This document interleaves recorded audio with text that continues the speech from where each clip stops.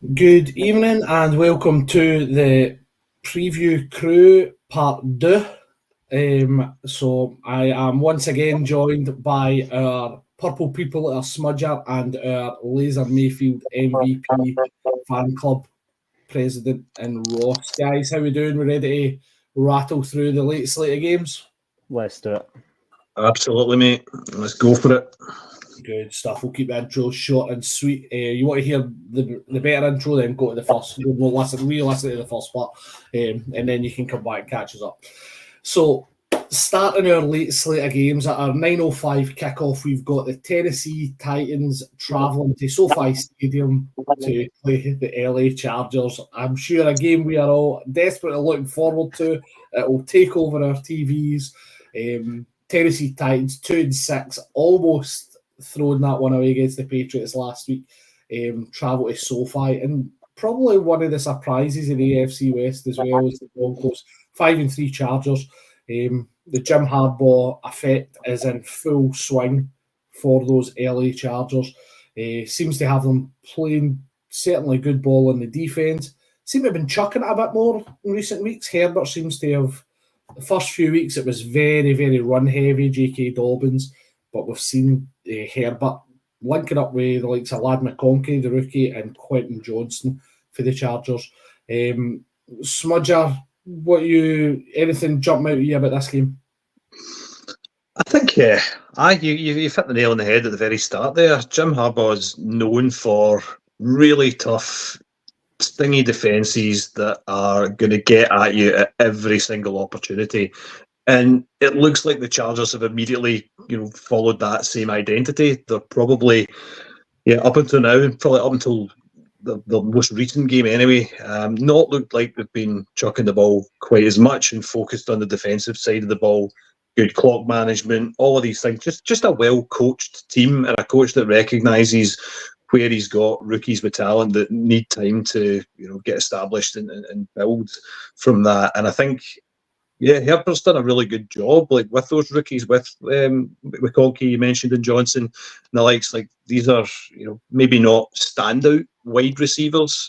Certainly not. They're not a Justin Jefferson or the likes, but they are well coached and they are starting to pass the ball. And the passing stats of the last few weeks from Herbert have been pretty good.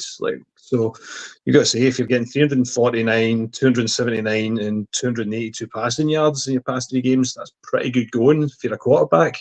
So the Chargers definitely have got reasons to be optimistic going against this Titans team, particularly from the defensive side. Like they don't offer maybe the best amount of pass protection. So if you're, the Chargers defense, that's a pretty pretty mouth-watering prospect. No, definitely. I think the Chargers have certainly shown some signs of life. In the league as well as in the division. Obviously, they're sitting second behind themselves. Ross, I'm going to come to you. So I'm sitting looking at the injury report because I was curious to see if Keith's golden boy Will Levis was still on there. It doesn't appear to be shown on the injury report I'm looking at. So we've got the choice. Do you want to see Mason Rudolph or do you want to see Will Levis? Where do you think the Titans go with this one? I would go with Mason. I think if you look at what he done when he was in for the Steelers as well, I don't think he was really that bad. I just think there's a bit. Levis has kind of made a rod for his own back with the first few weeks, and it's going to be really difficult this season to come back to that. I just look at that kind of the Chargers that remind me a lot of Aberdeen this season. If you look at the Scottish Football League, like they really had much hope for them. Like Jim Harbaugh's come in, he's got them grinding results with players that really aren't anywhere near those top echelons. J.K. Dobbins is a fine running back, but he's no a world beater. The Chargers will probably see this as a really winnable game, and that's how I would kind of look at it. But I would definitely say if you're Tennessee, stick with Mason, and kind of if it's not working, you've always got that plan. If Levis is fit, you can rotate them. Do you know what I mean? Yeah. I think that's the thing. I'm just sitting looking at who's started when for the Titans, and anytime Levis has started, the 4 games he started, they've lost. Rudolph's 4 games, he's 2-2. So I think I'm kind of with you. I think it makes sense to, as much as Keith will be completely against it. I think the Titans will stick with Rudolph for the time being anyway. But yeah, again, I think we had a couple of clean sweeps on the first round of games. What do we think of it? A clean sweep on this one? I know I'm certainly going Chargers. Chargers. Yeah, I'm totally in agreement. Chargers, right. I'm not going to spend too much more time on that one because Tennessee haven't been great, so it's difficult to see where they come from that one. Let's move on to our weekly comedy show. We have Philadelphia Eagles, sorry Cowboys fans, travelling to Jerry World at AT&T. I'm actually struggling at what to say about the Cowboys. It seems like a complete write-off of a season. Obviously, the news came out this week that Dak Prescott's injury is now more serious. So we're going to have Cooper Rush going up against what seems to be an evolving and basically getting better Eagles defense, probably one of the slightly more underrated defenses in the league this year. Seem to have got stronger week on week. Ross, are the Cowboys in for a top 10 pick in the draft this year? No, and I think this game will. I think we're going to get a wee surprise here. Okay. I was watching when after Dak went off, the Cowboys had a chance against the Falcons. Cooper Rush is maybe going to. I can maybe see him step in for the start. He's had obviously the last week or so to fully get to grips where he's going to be the starting QB. I think that offense has to click at some point. You've got too many good players. Dowdle, Berg. I don't know who's an injury list, so I could say names that are on it, but Dowdle, Ferguson, CD Lamb, even Jalen Tolbert, etc. I just think I've got a weird feeling about this. And also, I'm still no convinced with the Eagles. I'm still no convinced with Sirianni. And I think this could be a big this could be a statement win for the Cowboys. If they go about it in the right way, they've not been getting Dak the protection. They need to try and give Cooper Rush the protection. And they need to be moving that ball up the field. You know, it's intriguing out of the late games. It's a game for me that I'm quite intrigued by because again I don't know who's going to. Obviously, most people look at that and go, the Eagles should take it. Devonta Smith, AJ Brown, Saquon Barkley, you've got good players, but I still don't think Jalen Hurts is fully up to speed this season. I don't think they've quite got it going as they could be, and I've got a weird feeling about the Cowboys here. And I don't like saying that. I could see it through gritted teeth. Dan and P. Stu, who was at the watch along, they'll be absolutely loving your optimism here. Even get a little bit. I'm not sure you've got many other ones, but I think for the Cowboys side, I think looking at their injury report, they're starting to get back some of their defensive pieces. I think Micah Parsons, he's still questionable, but his estimated return date is this weekend. Same with Darren Bland, who we all know from last year was with his pick six record and stuff. So obviously CD's questionable just now, but again, he's another one that's expected to return this week. So they are starting to get pieces back, so it could be interesting. Smudger, what do you think? Can they come back and stop the reverse hurdle king and Saquon Barkley, who's probably only second in rushing to Derrick Henry? To be honest, this year he's been the standout guy for the Eagles. I'm going to argue the other side of the toss in. I think Nick Sirianni, he's had his critics.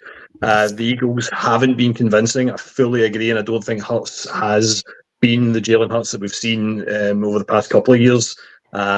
But I think Sirianni is probably sitting a little bit easier in his office chair. Like the Birds have clocked up 3 wins in the bounce now, so there's other coaches that are definitely more in the hot seat than him for now. Barkley just continues to do Barkley things. That leap last week was incredible, but it's not just defenders that the Eagles have got to leap over. They've got to leap over the Washington Commanders. That is the biggest issue for the Eagles. They are still second. They are still second in the NFC East, 6-2.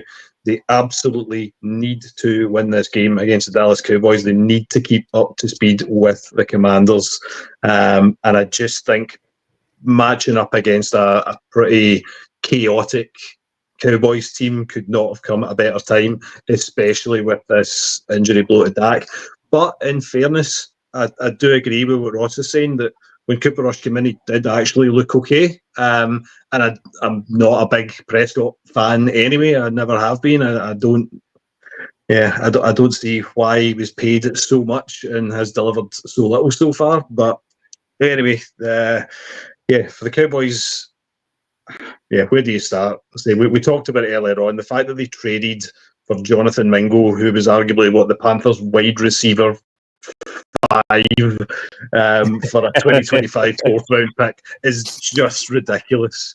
I have no idea, when you compare the trade values that you've got elsewhere, why they did that. I know that they liked him a lot pre-draft, so my only thought is that they've liked this guy.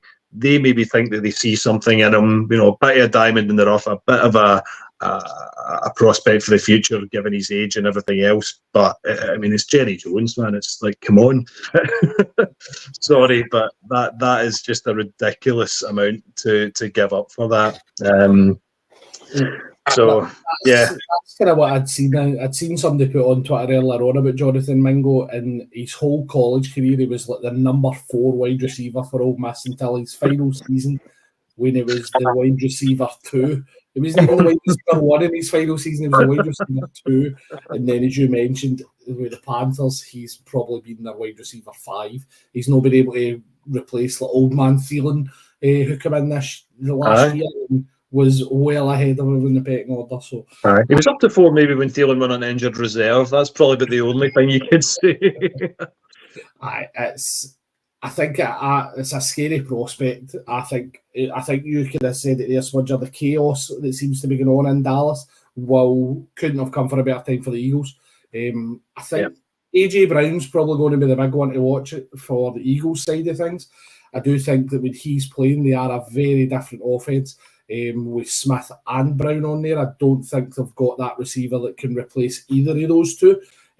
Smith is also listed as questionable as well, I'm seeing here. But again, similar to like Parsons, he's due back the 10th as well. And I think AJ Brown was a limited participant in training as well. So these are guys that you're probably expecting to be fit and to be playing. I think if the Eagles have got all their weapons, as much as Cooper Rush in relief has looked good for the Cowboys in previous years when he's had to do it, obviously with the Dak horrific injury, Cooper Rush kind of stepped up and kind of came to the front on that one. I think the one thing I'm probably going to be watching the Cowboys sideline, we've seen Dak and CD butt heads on more than one occasion this year. I think the interaction between Cooper Rush and CD Lamb might be quite interesting to see is there a different dynamic between them. Is CD giving Cooper Rush as hard a time as what he's given Dak? I don't know. So I think that's something possibly to watch for. But what are we thinking this one then, guys? So Ross, you kicked us off. Eagles or Cowboys? I'm going to go with the Cowboys. You're going for home comforts. Yeah. Just on that, I will just say the Cowboys are 0-3 at home, by the way. Just throwing that out there. You've got to win a home game sometime. Come on. This is true. You would like to think so. Smudger, what are we going with? Listen, it's all right to have differences of opinion. We can't have clean sweeps every game. That'd just be boring. I can't see anything other than an Eagles winning this. I just can't. So, going Eagles. I'll keep it straightforward. The Eagles 3-1 away from home. I'm going Eagles in this one. I think Dallas will maybe start picking up a couple more wins to keep them out of that top 10 pick. But I just think this is a wash season for the Cowboys now. Mm-hmm. So moving on to Arizona, we've got quite an interesting matchup. We've seen the Jets maybe started to see that connection with Devontae Adams. Ross is already licking his lips. I know he's got takes on this one. We've seen Rodgers and Adams picking up. We've seen the ridiculous catch for Garrett Wilson. Seen all the memes about the Air Jordan and stuff like that. It was unbelievable. did seem to pick up last week. The Arizona Cardinals, probably a surprise package of the NFC West, sitting there atop of the division at 5-4, ahead of that chasing pack.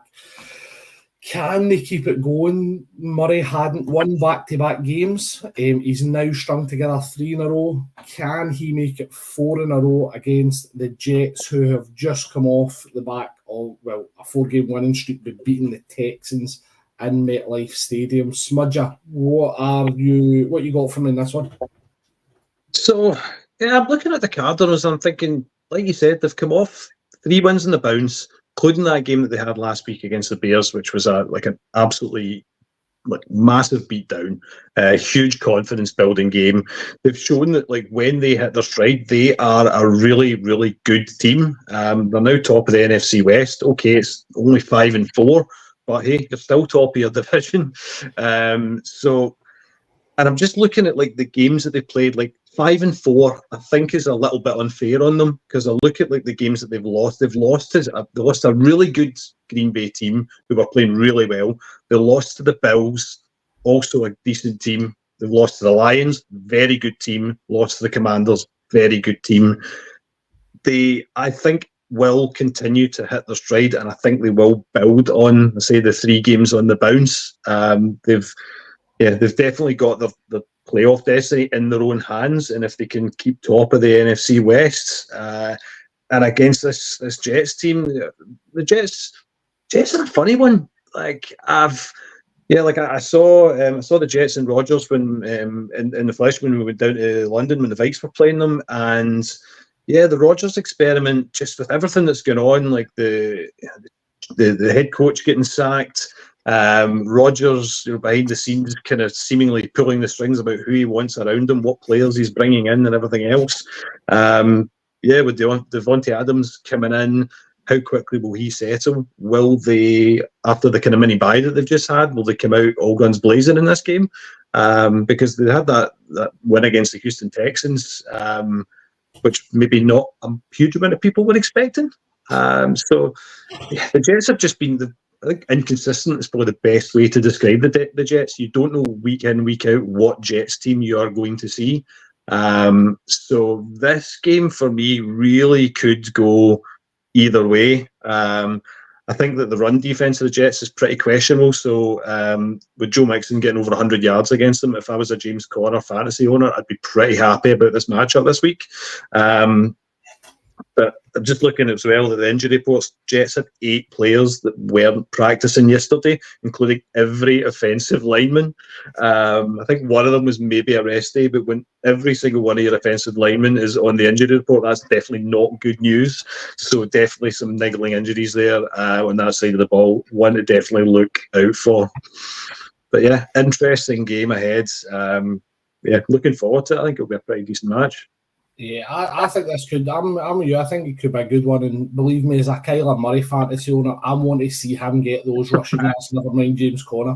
Right, we're going to skip by Ross's thoughts on this because I know he doesn't want to talk about the Jets. I will look in, Ross. I wouldn't do that to you. So you've got some takes on the Jets. Let's go. What we got? Let's Jets have it.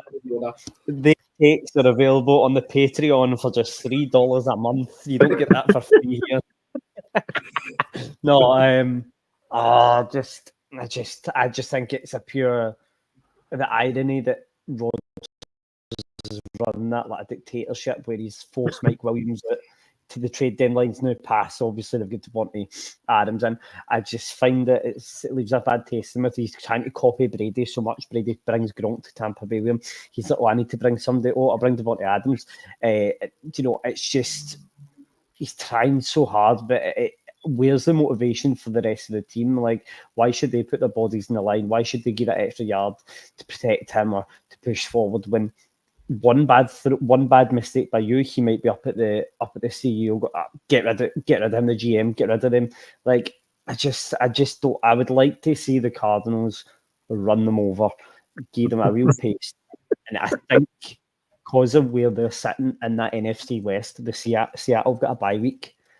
I think it's a really big game for them because Swodger was saying it's in their kind of hands. I think you said that, or I think Swodger said that he said it's kind of in their hands for the playoff berth. only if they can go and win this kind of game, because another divisional game, and I think they've probably got another one against 49ers, and they might have one against the Saints. I'm not sure. Against the Seahawks, sorry. I think it's going to be tough. I think if they win this, they put themselves in a really good position, and I think obviously the new 3 in a row. Trey McBride gets his first touchdown of the season after us saying last week, it happened. So I think there's a lot of momentum there. Marvin Harrison Jr.'s got 5 touchdowns this season, most in the team. If you get him the ball, those long plays in behind, and obviously you're saying about the offensive linemen kind of struggling in terms of injuries and whatnot for the Jets. So I think it will be pretty routine, and of course as well, you're going right across the country. You're playing slightly later, but at the end of the day, you're still travelling all that way. And obviously, it's been a big week for Rodgers. He'll be celebrating. He'll have been out partying, and he'll been up late watching the election results. Just what you're saying there, I kind of brought up the Arizona schedule just to kind of finish off the season. So they've got this one against the Jets, then they hit their bye week, then they come back and it's at Seattle, at Minnesota, home to Seattle, New England, at Carolina, at LA, and they finish with the 49ers. So tough. That'll be 3-game run. Past Panthers and then Rams. That's not bad. But a few difficult ones before that, definitely. Including the Vikes. We're going to absolutely pace them. That, as you said, that 3-game run is going to be that. I think, if, as Ross said, if we get through this one, get the victory, get rested up, that 3-game window is going to define their season for me. So, right, guys, let's get our predictions in for this one then. So I probably guess where Ross is going, so I'll come to him first. Ross? Cardinals by 21. Okay, Smudger? Cardinals, but I don't know by how much. As I say, I'm a Kyler Murray fantasy owner, so I'm going Cardinals on this one. Although what I will say is, I've got Aaron Rodgers to cover my bye week after it, so I'll be supporting next week. So I'm going Cardinals as well. So we've got a clean sweep on this one. So we've got 2 so far in the part Deux. So right, moving on, probably the most exciting game of the I would say Sunday night football. Actually, not even the late windows. It's Sunday night football. We've got the Detroit Lions travelling into NRG Stadium, into the bullpen. We know our Celtic Texans going to be sitting up watching this one from behind his pillow, through his fingertips to see what's happening. We've got another sneaky MVP candidate in Jared Goff coming into town. Ross, start with you in this one.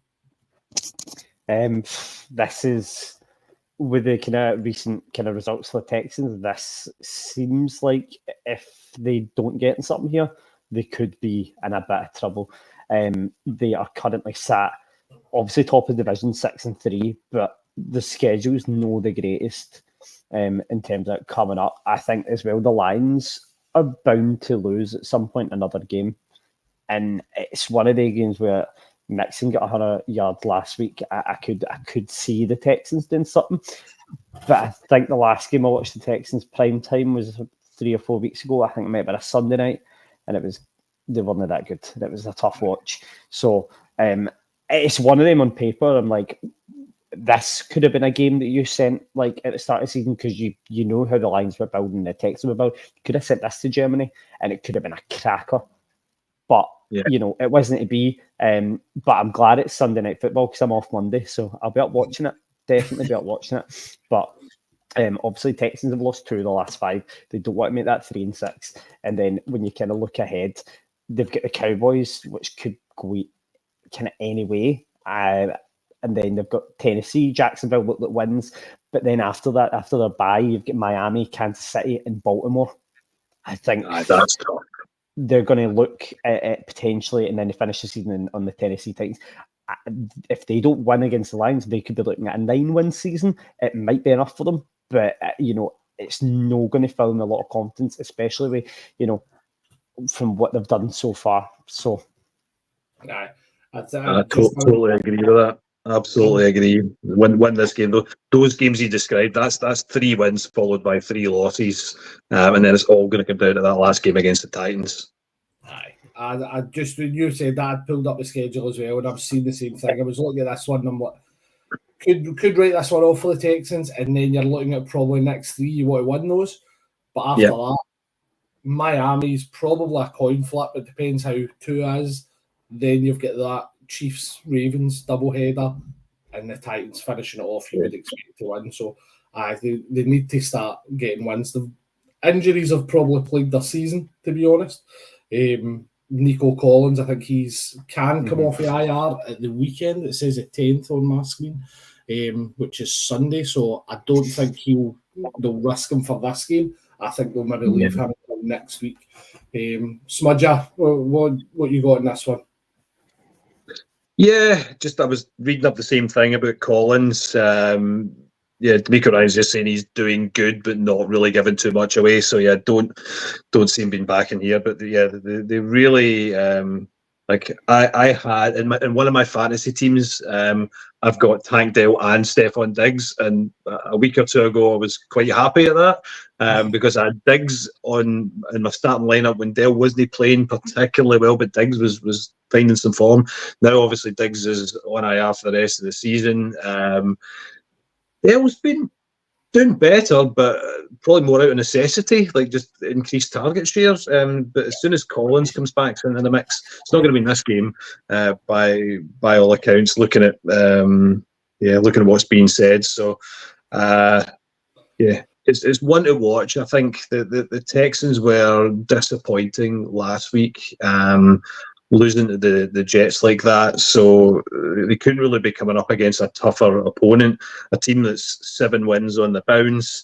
They'll have Jameson Williams back. Actually, he's back from his performance enhancing substance. I'm just careful what I say there.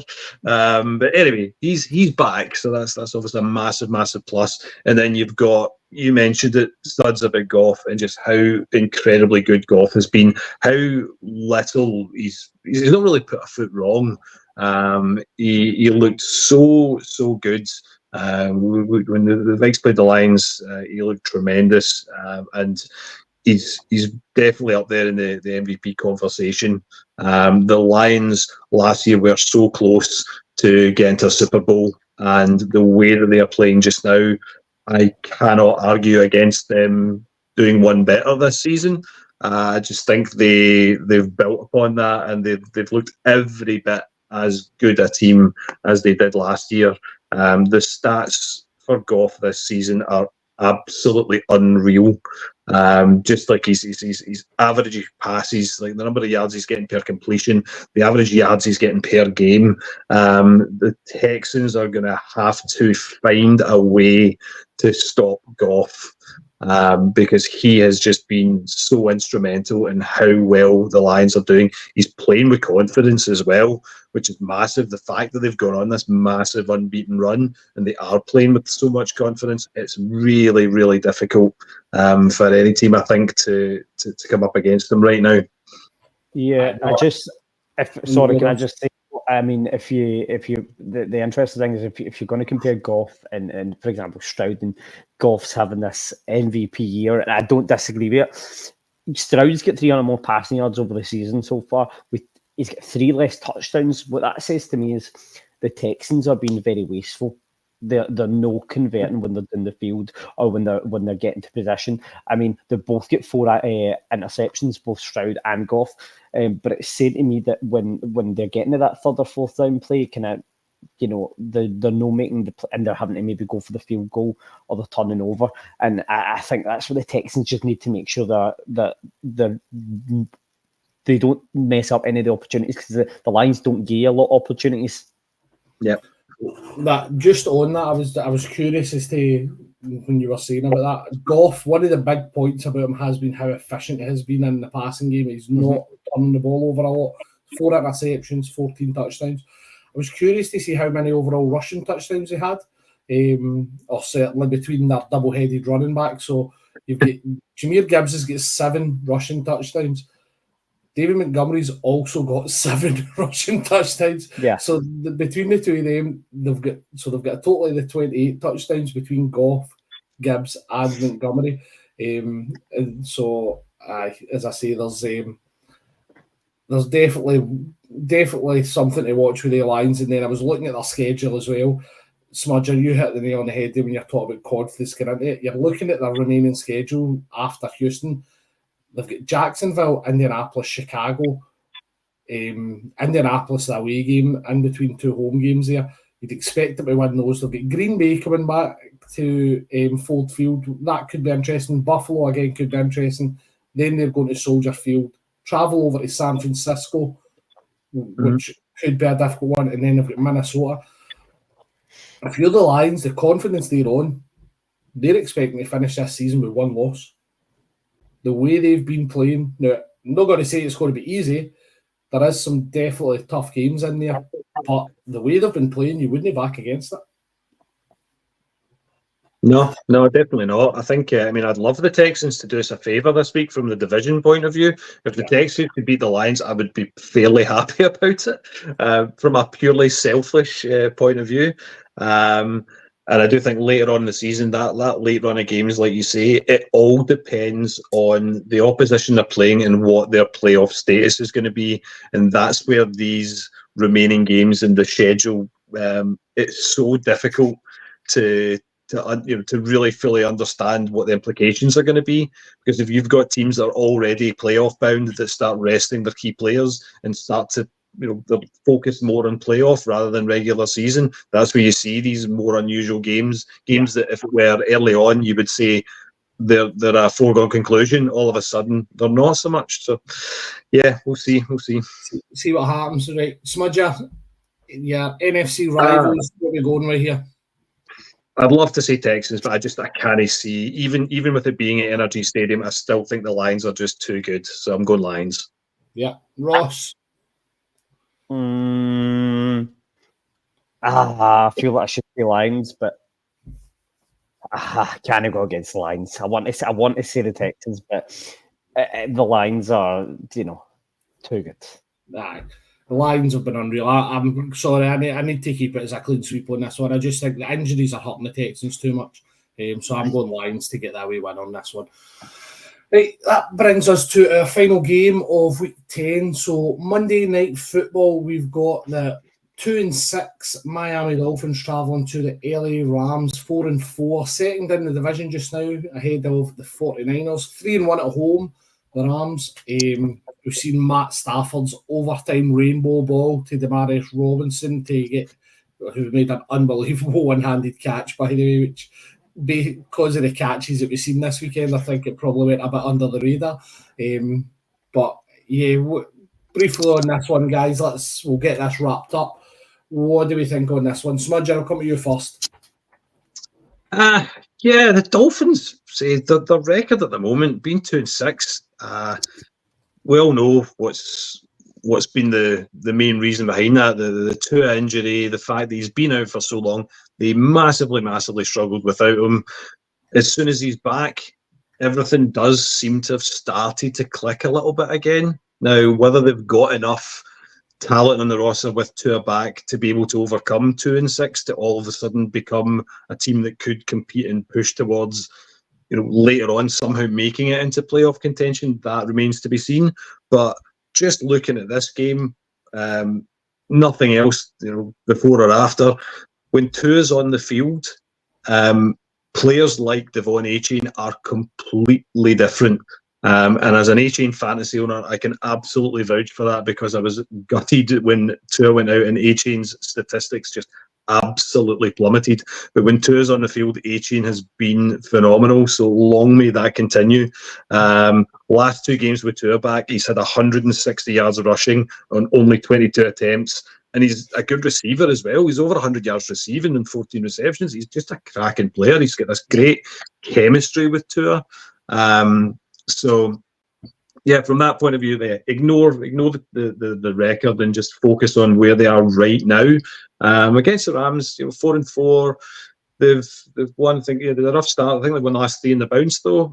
So there's a few interesting matchups. You've got guys like Puka against the likes of Jalen Ramsey.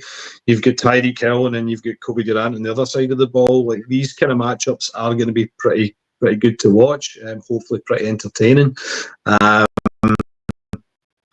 But it's that, I was going to say, the Dolphins are on the road, aren't they? Just double checking before I. Aye.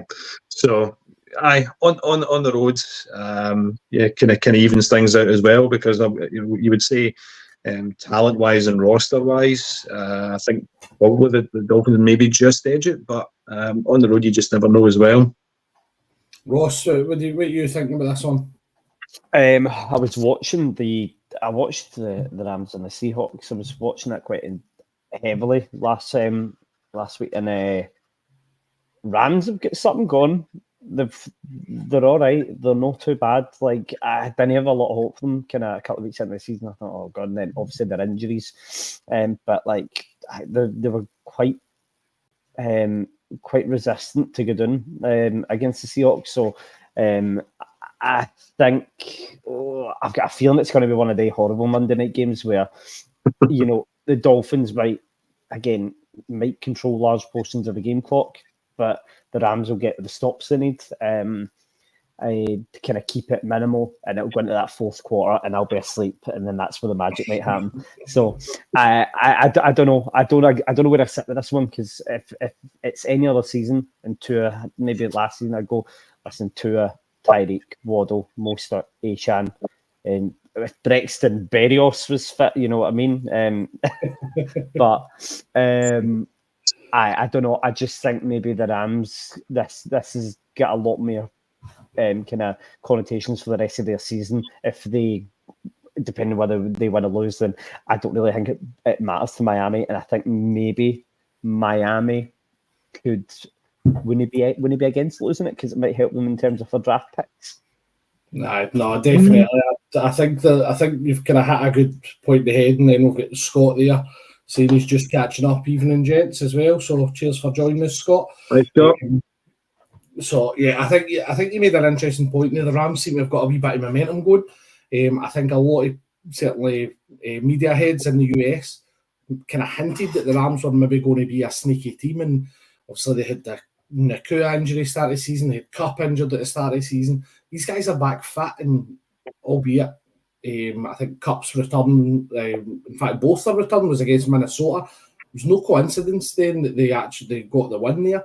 That then continued. Obviously, IRN-CRU got flung out last week, and you had Cup still kind of getting his targets as well. So they do seem to be building something. They could be one of these teams that sneaks into one of the later playoff positions in the NFC, and then maybe causes a wee surprise or two in the wildcard weekend.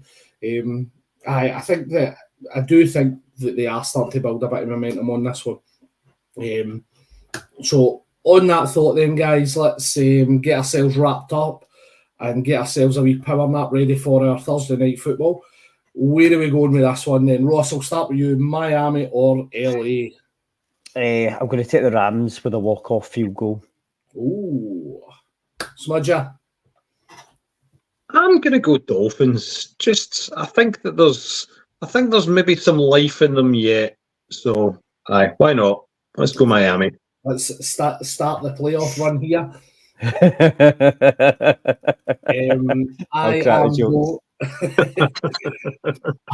I'm going to go for the LA Rams on this one. I do think, as I was saying there, and kind of alluded to it in what I was saying, the momentum shift is very noticeable. Kyren Williams is having himself a great season. He probably carried that offense during those injuries in more ways than one, to be honest, on that front. So I'm going to go Rams, get themselves another home win here, and keep that wee sneaky under the radar playoff push going forward. And I think as well, you've got, I've not checked the IR, I forgot to look for this one, but DeMarcus Robinson, Tutu Atwell, like you've got guys there that can do a job. And if you're all pulling in the right direction, I just think they might just tip Miami here. I think so too. Yep. But again, any given Monday in this case. So, guys, it has been an absolute pleasure to do the two parts with you. Ross, I can see you've had an absolute ball there as you yawn away as we wrap this one up. I would like to say thank you to everyone who's watching along, listening along on Instagram, YouTube, on X as well. Would say again, guys, just give us a like, follow, and subscribe. Get the podcasts when they're up on whatever media streaming platform you use. And thanks all for joining us. So on that one, Ross, thanks very much, buddy. Thank you for having me. Always a pleasure. Good man, good man. And Smudger, great to have you back on again. It was great seeing yourself and Ross at the watch along. So thanks very much, guys. Good talking to you guys. Really enjoyed it. Brilliant. And on that note, guys, I think the review crew will be back on Monday night going over all these games. So take care, everyone.